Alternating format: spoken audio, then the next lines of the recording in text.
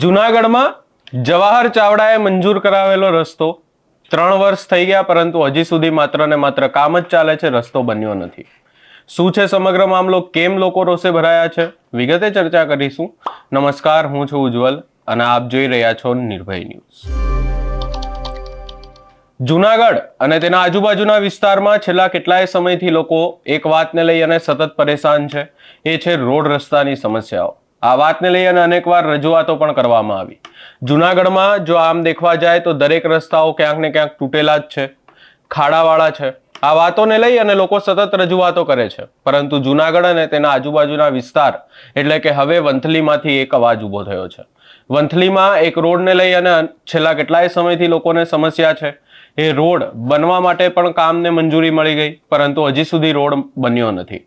આ કામની મંજૂરી લોકો દ્વારા એવું કહેવામાં આવી રહ્યું છે કે જવાહર ચાવડા જ્યારે કેન્દ્રીય મંત્રી હતા ત્યારે મળી હતી. જવાહર ચાવડાએ જ આ રોડ બનાવવા માટેની મંજૂરી અપાવી હતી, પરંતુ હજી સુધી આ રોડનું કામ પૂરું નથી થયું. છેલ્લા 3 વર્ષથી રોડનું કામ ચાલી રહ્યું છે, પરંતુ હજી સુધી કામ કરવામાં નથી આવતું.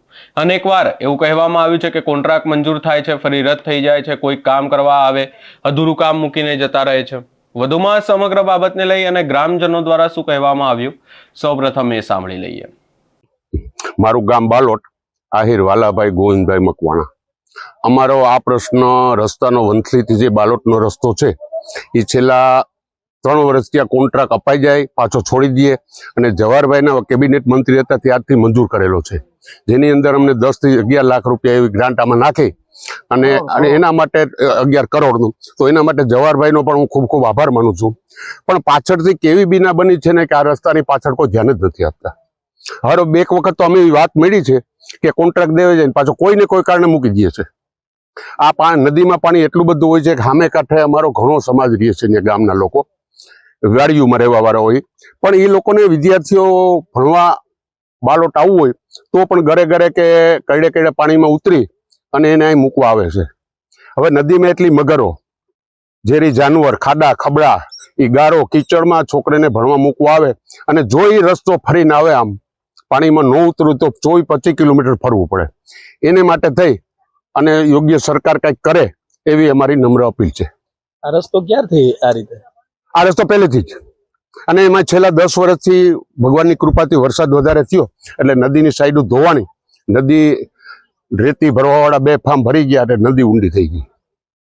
એટલે નદી ઊંડી થઈ એટલે પાણીનો સ્ટ્રોક રહીએ, ભલે પાણીનો સ્ટ્રોક રહીએ એનામાં અમને વાંધો નથી, ખેડૂત પાણીથી જ સંતોષ અનુભવે છે, એ પણ અમને ખ્યાલ છે, પણ છતાં પણ સરકાર આના માટે કંઈક કરે એવી અમારી વિનંતી છે. મારું નામ નાજાભાઈ ખીમાભાઈ જલુ છે, ગામ બાલોટ, તાલુકો વંથલી, જિલ્લો જુનાગઢ. અહીંથી અમારે આ નદીની અંદર હું તમને કહી દઉં કે 3 કિલોમીટરનો રસ્તો મંજૂર થઈ ગયેલો 2022માં છે, છતાં પણ હજી રોડનું કામ ચાલુ થયું નથી. અને નદીમાં દર વખતે હું તમને કહી દઉં મોટું પૂર આવવાથી બધી માણસોને, ખેડૂતોને જવા માટે એ તકલીફ પડે છે, વંથલી જવા માટે તકલીફ પડે છે. સામેનો રોડ છે એ હું તમને કહી દઉં 9 કિલોમીટર થાય છે, આ 3.5 કિલોમીટર થાય છે. મંજૂર થઈ ગયા હોવાથી હજી પણ કોઈ કામ નથી થયેલ. એટલા માટે હું તમને કહી દઉં ખેડૂતને બહુ તકલીફ પડે છે, અને 70% ખેડૂતની જમીન છે એ પડતર રહે છે. એટલા માટે સરકારની મારી એવી વિનંતી છે કે જેટલી બને એટલી વહેલી તકે અમારા રોડ રસ્તાનું કામ કરે. સામે કાંઠે ઘણા લોકો રહે છે, નદીમાં આવવા જવાની કેવી તકલીફ? સામે કાંઠે હું તમને કહી દઉં કે સમોસા છે ને 50 કુટુંબ રહે છે, એને બાળકોને હું તમને સ્કૂલે જવા માટે પણ બહુ તકલીફ પડે છે.